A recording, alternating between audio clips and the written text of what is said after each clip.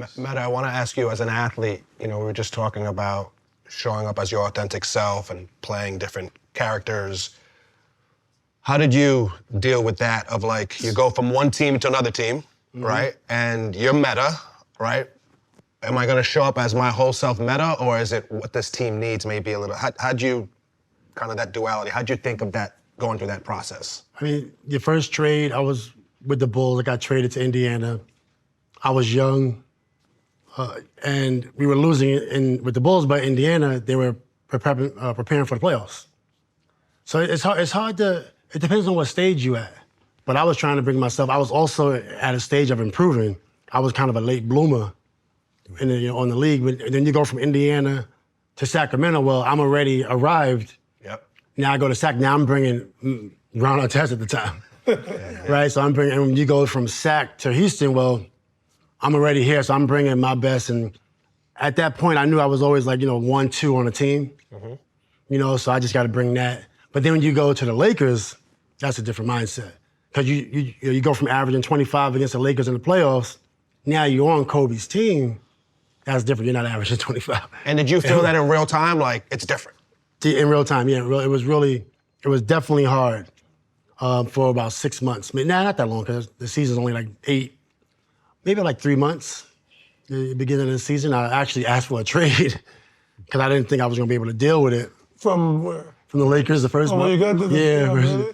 The first year I asked for a trade, but they was like, just like get through it, type of thing. We're not trading you, And then I said, you know what? I'm just going to be the best role player.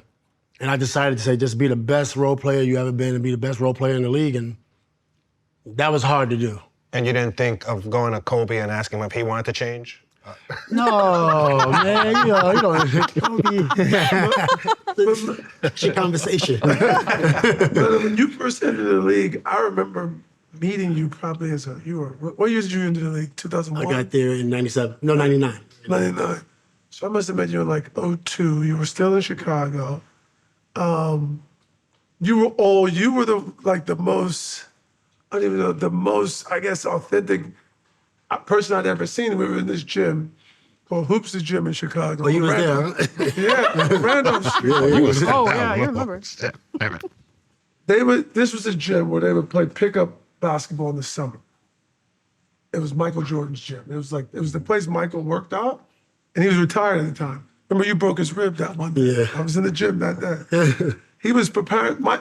That's a side story. But Michael was preparing. We might need to get back to that, though. Michael was preparing to come back. He was work out, but pros everywhere. Pierce used to be there.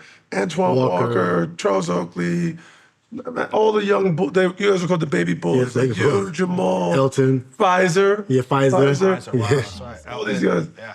I was there as a kid. I was 19, but LeBron got invited, so I rolled with LeBron. Okay. He was like, LeBron was going into his junior year of Might have senior been high school. 15, 16, right? It was like 16 going on 17. Yeah, I was that 16 day. going on 17.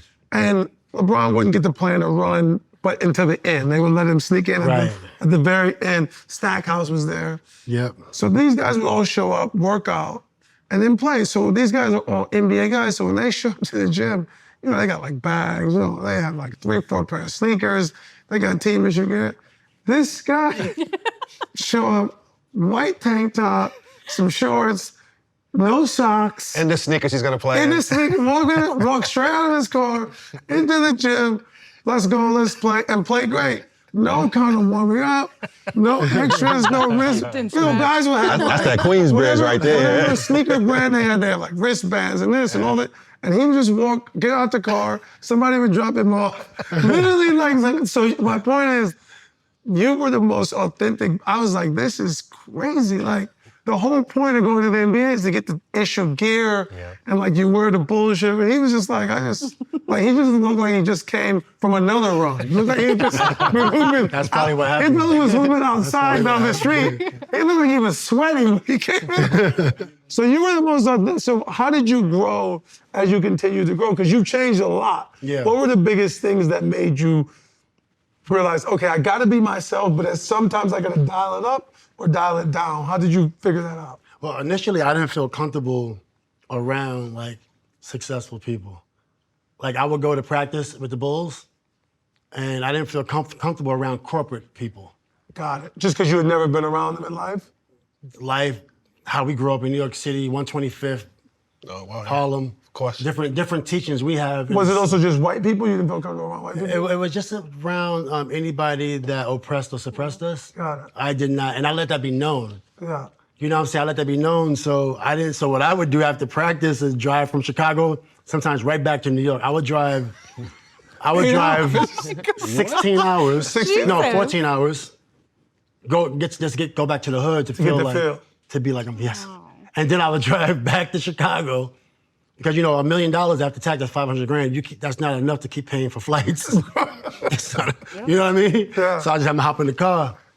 And it took me a while to get comfort, to feel comfortable around people, that I'm not, that I question. How did you get there? I got there just by, well, when you're young, anyone can tell you a story, you hold on to that story. So let's just say you don't like black people because somebody told you not to like black people, or you don't like white people because somebody told you not to like white people. But I realized to make my own decisions. So this one guy was like, on Twitter, he said, I thought you was a Republican. You're not a real Republican. I said, hold on, I never said I was a Republican. And I said, I never said I was a Democrat. I'm publicly an independent. And I like to have my own point of view because I have such a strong opinion. Yeah. And then as I started to meet people and not take stories that I heard, no matter what ethnicity or race you are, and now I feel comfortable in any room. I go back home, or I'll go to a corporate meeting, or I'll go anywhere. You're comfortable anywhere now? Anywhere, and I feel comfortable. I like to hear people's story, and now I don't have to, I can still feel like I need to do something for our culture, but I don't have to take it out on someone else I never met before. I never met you before, so why would I have an opinion about you? Got it. That makes sense. When you got traded to SAC, I was the chef at the hotel that you stayed at when you first know that? landed. And you don't remember me, At but the embassy? At the embassy. What do you At the want? embassy, but you stayed there for Was like the a food month or good? something. Yeah, it was but really the thing good. I would eat the about whole Metta is you would come and high five us every morning, and I always remember that. I was man. staying there when I What first You got were to always SAC. solid, yeah. Oh, I forget what I would eat. I would eat a what lot. do you I ate a lot. Yeah, he ate a lot. Yeah, We had free breakfast there every morning. I still be eating a lot. Oh my goodness. Metta, when did you talked a little bit about not feeling comfortable or yearning to get back to NY. When did you start to feel comfortable in the league? Like, I've arrived, I'm Metta, or Ron at the time. Like, when did you feel My first major was architecture.